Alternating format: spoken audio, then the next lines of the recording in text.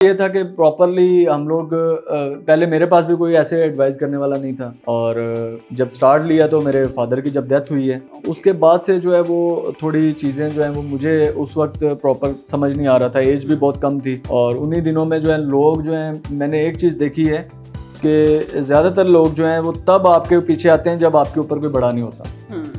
और वो क्योंकि उनका जो एम होता है या उनका जो मकसद होता है वो ये होता है कि इनके पास जो इन्वेस्टमेंट कोई पैसे पड़े हुए हों वो हम किसी तरीके से हम भी साथ इनके मिल के कर लें।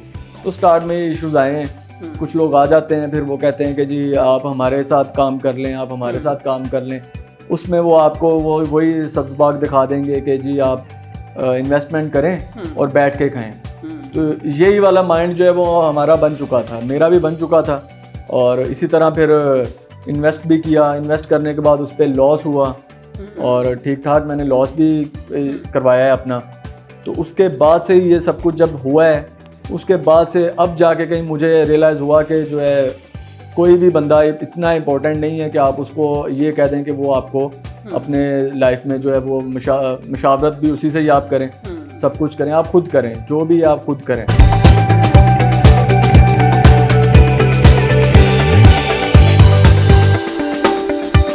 एवरीवन, मैं हूं आपकी होस्ट मुआफिया मलिक। हम और आप विद PNY के एक न्यू शो के साथ। जैसा कि आप सब लोग जानते हैं, PNY एक ऐसा इदारा है जहां हम हज़ारों की तादाद में स्टूडेंट्स को डिफरेंट कोर्सेज करवाते हैं ताकि वो अपनी लाइफ स्किल्स को बेहतर करके अपने आप को प्रमोट कर सकें और अपनी फाइनेंस को भी और ज़्यादा बेहतर कर सकें।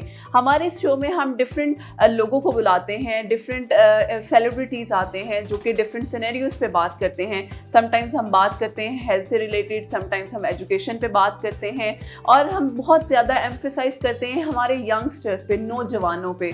नौजवान किस तरह से अपने आप को इस मॉडर्न इरा में प्रमोट कर सकता है, अगर वो खुद से अपना बिजनेस स्टार्ट करना चाहता है, उसके लिए ऐसी कौन सी स्ट्रेटजीज़ हैं जो होना बहुत ज़्यादा ज़रूरी हैं। इसी तरह हमारे साथ जो गेस्ट मौजूद हैं वो CEO हैं क्रिएटिफाइन के। हम उनसे जानेंगे एक इतनी यंग एज में उन्होंने अपना एक ब्रांड स्टार्ट किया है, इसके पीछे स्टोरी क्या है और किस तरह से अपने बिजनेस को फ्लोरिश करने का फ्यूचर प्लान है। तो हमारे साथ मौजूद है मुदस्सिर हुसैन, मैं उन्हें वेलकम करती हूँ। अस्सलाम वालेकुम मुदस्सिर, कैसे हैं आप? अल्लाह का शुक्र। मुदस्सिर, हम देखते हैं डिफरेंट यंगस्टर्स अपनी लाइफ में अपनी जॉब के साथ साथ बड़े आइडियाज़ और प्लान्स रखते हैं कि हमने बिजनेस करना है। उन आइडियाज़ को एग्जीक्यूशन में लेकर आना एक बहुत ही मुश्किल प्रोसेस है। तो आपने स्टार्ट किया अपना एक प्रॉपर बिजनेस अपनी जॉब को साइडलाइन रखते हुए, तो ये आपके लिए आसान था या किसी मुश्किल के साथ अपने इस इनिशिएटिव को आपने लिया? जी, कोई भी अगर बिजनेस बंदा स्टार्ट करता है उसमें मुश्किलात तो बहुत सी आती हैं, और लेकिन ये है कि बंदे का एक कोई प्लान होना चाहिए प्रॉपर, और अगर वो प्लान के साथ चलता है तो उसका जो है वो कभी ना कभी पूरा हो ही जाता है। लेकिन उसको पॉजिटिवली सोचना चाहिए हर मोड़ पे, हर जगह पे। अगर वो नेगेटिविटी वाली साइड पे आ जाता है तो वो फिर हमेशा जो है वो पीछे ही होता है, आगे नहीं जाता। तो इसलिए कोई भी अगर करना चाहे तो वो कर सकता है, मतलब इजी है, कोई इतना ज़्यादा मुश्किल नहीं है। आपने इनिशिएटिव लिया मुदस्सिर, किस तरह से इनिशिएटिव लिया? क्या कोई माइंडसेट था, एक प्रॉपर रोड मैप बनाया था कि इस तरह से मैंने स्टार्ट करना है? हमें थोड़ा सा अपनी इस बिजनेस के बारे में भी बताएं। जी, मेरे असल में फ़ादर ने भी जॉब ही की है, और लेकिन वो इतने सेटिस्फाइड नहीं थे। वो एक अच्छी पोस्ट पे थे, लेकिन मैंने उनको एट द एंड कोई सेटिस्फाइड नहीं देखा। तो इसी वजह से मैंने जो है ना वो ये सोचा है कि अगर मैं करूं तो मैं सिर्फ बिजनेस ही करूं। मैं जॉब भी की है, स्टार्ट मेरा जॉब से ही था, लेकिन ये है कि मेरा जो प्लान है वो मेरा यही है कि मैंने एक बिजनेस करना है अपना, तो उसी के लिए मैं ज़्यादा वर्क हार्ड करता हूँ। ठीक है, अब इसका इनिशिएटिव आपने लिया, जिस तरह से ये नाम आपने क्रिएटिफाई रखा, इसका क्या, इसके पीछे कोई स्टोरी है या किस तरह से इस नाम के पीछे आपका क्या मोटिव है? क्रिएटिव बेसिकली पहले मेरा नेम जो था वो क्रिएटिव से ही था, क्रिएटिव कॉर्नर। लेकिन बीच में कुछ इश्यूज आ जाते हैं, कॉपीराइट्स इश्यूज हैं और डिफरेंट। तो मेरा ये क्रिएटिव फाइन जो है ये क्रिएटिव से ही है। अच्छा, क्रिएटिव फाइन अच्छा क्रिएट करना, या अच्छा इशूज़ ना हो, या कोई इशूज़ दूसरे जो होते हैं जी, कुछ हम मेहनत अपने ब्रांड पे कर लेते हैं, काम पे कर लेते हैं, तो एट द एंड हमें पता चलता है कि जी आपके नाम का तो ऑलरेडी यूज़ हो रहा है। तो ये इसी चीज़ों से बचने के लिए मैंने इसको क्रिएटिव फाइन की है। और इसे फिर मैंने रजिस्टर्ड करवाया FBR से। That's great. जी। अच्छा, अब इसमें आपने किस चीज़ को या किस डोमेन को लेकर चलना चाह रहे हैं इस अपने ब्रांड में? थोड़ा सा हमें उसकी एग्जीक्यूशन के बारे में भी बताएं। इसमें ये एक मल्टीपल है, क्रिएटिव फाइन, मतलब इसमें मल्टीपल वर्क्स हैं। मैं इसमें सिर्फ एक कोई लेके नहीं चल रहा, मैं इसमें डिफरेंट वर्किंग कर रहा हूँ। मैं इसमें अभी मैंने जो नेक्स्ट जो मेरा स्टेप है वो है क्लॉथिंग में। तो इंशाल्लाह जो है वो आपको इन फ्यू मंथ्स आपको क्लॉथिंग नज़र आएगी क्रिएटिव फाइन की। तो इसी तरह सोशल वर्किंग हम लोग कर रहे हैं। तो इसी तरह नेक्स्ट जो है हम कोई एक ऐसा आगे सोच रहे हैं कि हम एक प्लेटफॉर्म प्रोवाइड करेंगे। ठीक है, तो हाँ, उस पर ये होगा कि कुछ जो यंगस्टर्स हैं, कोई यूनिवर्सिटीज़ के कोई हैं लड़के या कोई कॉलेजेस के हैं, वो अगर कुछ करना चाह रहे हैं तो वो हमारे प्लेटफॉर्म से आगे स्टेप कर सकते हैं। ज़बरदस्त।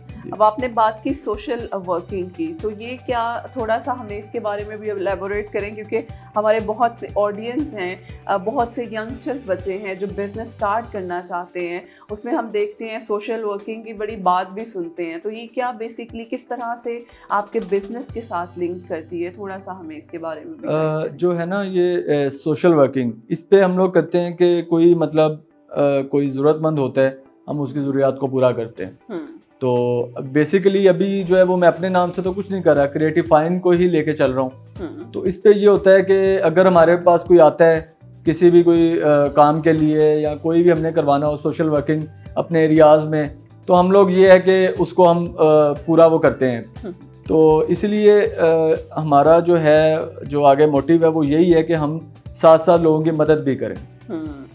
तो इसमें जो आपने इनिशिएटिव लिए है लोगों की मदद करना, क्योंकि जो लोग, मैंने स्पेशली यंगस्टर्स देखे हैं जो एक जॉब भी कर रहे हैं, बिजनेस भी स्टार्ट किए, और एक तीसरा आप सोशल वर्किंग इस तरह से कर रहे हैं कि लोगों की मदद की जा सके।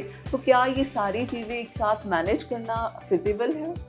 जी बिल्कुल, आपके पास कोई टीम होनी चाहिए और आपके पास कोई एक भी ऐसा लॉयल इंसान हो जो आपके साथ चल सके, तो वही इनफ होता है स्टार्ट में। ठीक है। तो ये है कि मैनेज कर लिया जाता है अगर बंदा दिल लगा के करे। ठीक है, टाइम देना पड़ता है। अच्छा, मुझे से ये बताएं, अब बहुत से स्टूडेंट्स अपना इन बिज़नेस को अगर हम बात करें एक छोटे लेवल से स्टार्ट करते हैं, जिस तरह से आपने भी किया, और आगे आपके प्रॉपर प्लान्स हैं, आपने जिस तरह से भी एग्जीक्यूट करना है। बहुत से यंगस्टर्स इनिशिएटिव तो ले लेते हैं, लेकिन वो कंसिस्टेंसी के साथ उस चीज़ को पूरा नहीं कर पाते हैं। बहुत सी मुश्किलात आती हैं, फेजेस आते हैं, और वो उस चीज़ को छोड़ देते हैं। तो स्पेशली अगर मैं कहूँ उन यंगस्टर्स के लिए, अगर आप भी बीइंग अ यंगस्टर आपने अपनी लाइफ में इस तरह से एक इनिशिएटिव लिया है, तो किस तरह से इस फेज़ में बच्चों को या स्टूडेंट्स को आप क्या कहेंगे? देखें, अगर कोई भी है उस पर बात तो है कि हेल्प आउट कोई ना कोई करे तो ही बंदा चलता है। तो अगर किसी ने अगर करना भी हो तो उस पर सबसे जो बड़ी होती है, कोई एडवाइस करने वाला होना चाहिए। ठीक है। अगर आपके पास कोई अच्छा एडवाइस करने वाला नहीं भी है तो आजकल जो है वो सोशल मीडिया का दौर है। यूट्यूब पे आप देखें बेतहाशा लोग बैठे हुए हैं, तो उनमें आप जो है पॉजिटिव जो लोग आपको कर रहे हैं उनसे आप सीखें और आप करें। इस पे ये है कि आपने जो भी काम करना है, सबसे पहले तो आपने स्टार्ट लेना, लेकिन उसमें इन्वेस्टमेंट्स को नहीं देखना। ज़्यादातर जो इश्यूज आते हैं वो ये आते हैं कि लोग इन्वेस्टमेंट्स की तरफ जाते हैं कि जी हमारे पास इतने लाखों होंगे तो हम काम स्टार्ट करेंगे। ये इन्वेस्टमेंट्स जो हैं ये बहुत बाद में जाके आती हैं। पहले अपने जो है अपना पूरा एम बनाएं कि जो आपने काम करना है उस पर आप उसको लेके चलें। उसके लिए आपको कुछ वर्किंग करनी पड़ती है, कुछ आपको डिज़ाइन करना पड़ता है, अपना लोगो डिज़ाइन करना पड़ता है। अगर आप प्रॉपरली वर्किंग में आना चाह रहे हैं तो उस पर यह है कि अपने ब्रांड को रजिस्टर्ड भी करवाएं। रजिस्टर्ड कोई इतना मुश्किल नहीं है। लोग डरते हैं कि पता नहीं क्या करवा लेंगे तो पता नहीं क्या हो जाएगा, तो इसमें कोई इशू नहीं है। आजकल तो वैसे भी ऑनलाइन ही सब कुछ हो रहा है। आपको रजिस्टर्ड भी घर पे बैठे हो जाता है, ट्रेडमार्क भी हो जाता है रजिस्टर्ड, तो ईच एंड एवरीथिंग घर पे बैठे हो जाती है। तो सबसे पहले अपनी जो दूसरी वर्किंग है ये करें, जो रजिस्टर्ड करवाएं ब्रांड को, प्रॉपरली अपने काम को कॉन्फिडेंस के साथ करें। तो कहीं भी जो है वो आपको ये ना लगे कि जी मैं पीछे हूँ आप। और जहाँ बात आती है इन्वेस्टमेंट्स की, आप अपने इन्वेस्टमेंट के हिस्से रखें। अगर आपके पास 10 लाख है तो आप उसको 3 हिस्सों में डिवाइड करें। उसमें आप पहले जो है वो आप रखें ये जो सोशल मीडिया पे जो कैंपेन्स और ये डिफरेंट जो आपके इश्यूज होते हैं ये आप इन पे करें। उसके बाद सेकंड जो है वो आपका जो है प्रॉपर कोई सैम्पलिंग पे आए। अगर कोई आप ब्रांड या कोई भी काम करना चाह रहे हैं तो सैंपल्स लें। उसके बाद थर्ड जो है उस पर आप इन्वेस्टमेंट कर दें। तो इसके फेजेस होने चाहिए। वो कुछ लोग होते हैं जो सीधा ही इन्वेस्ट कर देते हैं और फिर वो लॉस हो जाता है। फिर वो कहते हैं जी कारोबार में हमें लॉस हो गया, तो फिर वो दोबारा वही जॉब्स में आ जाते हैं। क्योंकि इसमें ये भी मैंने देखे चेक एंड, अगर आप इन्वेस्ट भी कर रहे हैं तो समटाइम्स लोग चेक एंड बैलेंस नहीं रखते हैं। जी बिल्कुल, आपको ये रखना भी मेरा ख्याल है बहुत ज़रूरी है। इस पे चेक एंड बैलेंस रखना पड़ता है। लेकिन ये है कि कोई भी काम है आप थोड़े से स्टार्ट करें। कोई भी है अगर आप ये सोचते हैं कि मेरे पास पैसे हैं तब भी आप उसको नीचे से स्टार्ट करें। इकट्ठे पैसे लगाने के बाद भी तो अगर बंदे को लॉस हो जाए तो कुछ भी नहीं रहता। हमेशा जो भी काम करें बैकअप रख के करें। जितना आप लगा रहे हैं उतना आपके पास पड़ा होना चाहिए। इसी से ही जो है काम चलता है। अब जिस तरह से आपने सोशल वर्किंग की बात की है मुदस्सिर, मैंने देखा है आप डिफरेंट इवेंट्स में लीड कर रहे होते हैं। आप लोग वॉलंटियर्स हायर भी करते हैं, एक इवेंट को लीड कर रहे होते हैं। तो ये क्या सिनेरियो होता है? बहुत से लोग, पता है, बहुत से लोग करने की कोशिश करते हैं लेकिन हमें एक सही तरह से डायरेक्शन नहीं मिल पाती है। जब हमें डायरेक्शन नहीं मिलती, लोग हमें मिसगाइड करते हैं, तो हम इन चीज़ों को प्रॉपरली एग्जीक्यूट नहीं कर पाते हैं। तो थोड़ा सा हमें इससे रिलेटेड भी बताइए। ऐसे ही है, होता है। कुछ लोग होते हैं जिनको वो स्टार्ट करते हैं, काम में आते हैं और फिर ये होता है कि उनको आगे से कह देते हैं लोग, मतलब जो कर रहे होते हैं, जो से करवा रहे होते हैं काम, उनको ठीक से पे नहीं करते। उनको जो उनके साथ कमिटमेंट हुई होती है वो उस पर पूरा नहीं उतरते। तो फिर वो जो लोग होते हैं, जो लड़के या लड़कियां हायर की होती हैं, वो फिर उससे डिसपॉइंट होके वापस चले जाते हैं। तो फिर इसी वजह से अब ये फ्रॉड्स की वजह से बहुत से जो काम है वो नहीं हो पाते और बहुत से लोगों के जो ड्रीम्स हैं वो इन्हीं की वजह से नहीं हो पाते। तो अगर किसी ने कोई इवेंट स्टार्ट करना है, कोई मेजर इवेंट है या इनिशिएटिव लेना है एक छोटे इवेंट से, तो उसके लिए हमें क्या स्ट्रेटेजी यूज़ करनी चाहिए? इवेंट्स, अगर कोई भी इवेंट आता है उस पर आप लोगों को पहले टीम बनानी पड़ेगी। कोई टीम जो आपके साथ, आपको प्रॉपरली आपके साथ चले। और कोई भी अगर इवेंट करवाना चाह रहा है, क्योंकि ज़्यादातर ये होता है कि अगर आप खुद ऑर्गेनाइज़र हैं तो आपके जो वेंडर्स हैं जो आपके लिए मतलब जो करवाना चाह रहे हैं काम, आप उनसे प्रॉपर पहले देखें कि उनका क्या वो है इवेंट, और उसके लिए फिर आप उतनी ही वर्किंग जो है, अब जिस तरह लोगों के पास वॉलंटियर्स होते हैं तो जितनी उनकी रिक्वायरमेंट होती है उतने ही करें। ज़्यादातर लोग करते हैं कि ज़्यादा डाल देते हैं। फिर ऑर्गेनाइज़र जो आगे से जो होते हैं करवाने वाले इवेंट्स, वो कहते हैं जी हमने तो इतने लोग बोले ही नहीं थे। तो ये भी इश्यूज आते हैं। लेकिन ये है कि आप हमेशा जो करवा रहे हैं वेंडर्स, उनके साथ चलें, उनके साथ आप करते रहें तो ये काम जो है वो बड़े इजीली होता है। इसमें कोई डिफ़िकल्टीज नहीं है। बस एक पोर्टफोलियो आपका होना चाहिए अच्छा, और उसके बाद जो है आप डिलीवर कर सकें। कोई भी अगर आप वो आपसे कुछ कह रहे हैं तो आप उनकी भी सुने, अपनी ही ना वो करें कि भाई हम ही वो आपको करवा देंगे। तो ऐसे नहीं होता। अगले को लेके चलना चाहिए कि उनका क्या माहौल है, वो कैसे करना चाह रहे हैं। इसी से इवेंट्स होते हैं। टीम लीड करना जी, टीम लीड जो है वो आप।